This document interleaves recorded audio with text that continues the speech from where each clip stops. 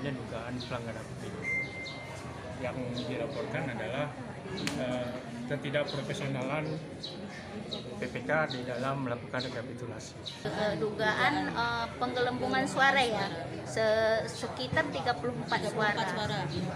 Seperti Ibu ya? Iya, itu dari 13 TPS ya, dari Desa Sukamakmur. 5 desa? Ya, 5 desa Sukamakmur, Gerenggam, terus Kalan ya? Pangkalan, kemudian Semadam, Semadam, Bukit Rata. Bukit Seperti itu ya? iya. Oke lah Bu, makasih lah keterangannya. Seperti itu ya. Harapan-harapan berikutnya itu apa? Kira-kira Pak Eri? Kita berharap bahwasanya laporan ini ditindaklanjuti oleh Bawaslu. Dan kami yakin bahwasanya Bawaslu dan Sentra Gakumdu akan profesional dan terhadap laporan ini.